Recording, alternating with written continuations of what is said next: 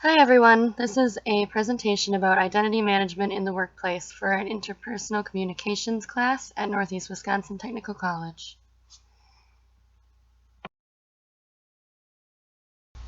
Do you act differently in different environments and situations?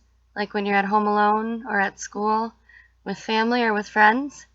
How about when you go to work?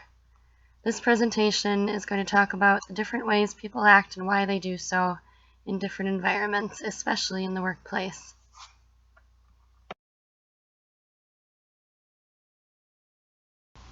First of all, we need to know what identity management is.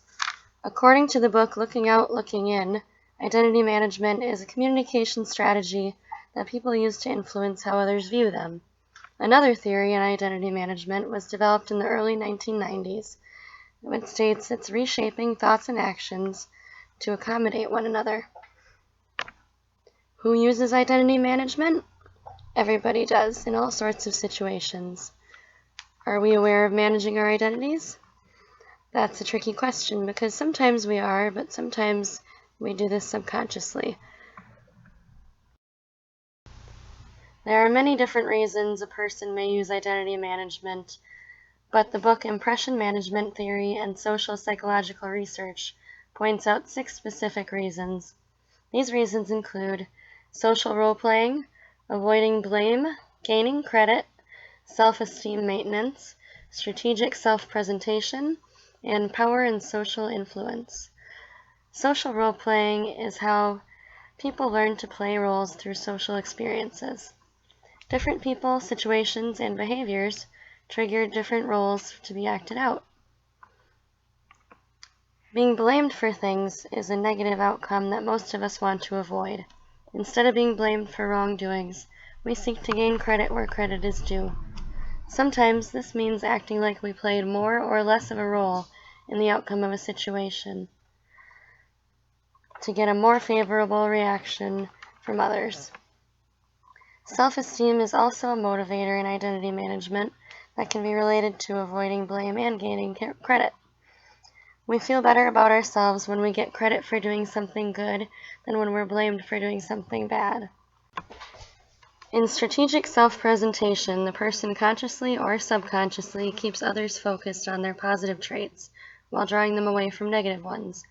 They may also tend to agree with or imitate others more in order to gain approval.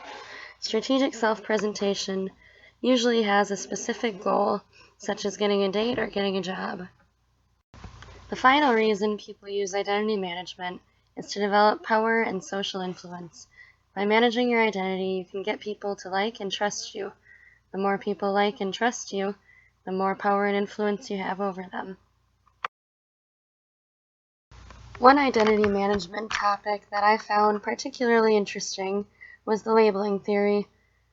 This theory proposes that people are labeled or label themselves, usually in a negative way, and begin a self-fulfilling prophecy to fit that label. People use the label as an excuse for their deviant or incompetent behavior, and the cycle continues. When they do well or good enough at something, they are rewarded when good behavior is just expected from other people.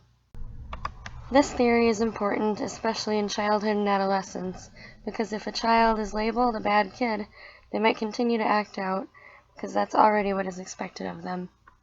There are 2 categories of deviant behavior called primary and secondary. Primary deviance is behavior that many people participate in, and secondary deviance is when one person is singled out for the behavior and given a negative label or a stigma. There are different levels of identity management, those called high self-monitors and those called low self-monitors, and everyone in between. High self-monitors pay attention to the reactions of others and adjust their behavior according to them. Low self-monitors are straightforward and unaware or unconcerned with the reactions of others. The ideal place to be is somewhere in the middle. Identity management is crucial to success in the workplace. We've seen how labeling can affect others and how you can gain self-esteem, power, and influence using identity management. You can also analyze how others are using identity management to get ahead, to get a raise, or to make new connections and friends in the workplace. Thank you for taking the time to watch my presentation. I hope you learned something and I hope you enjoyed it.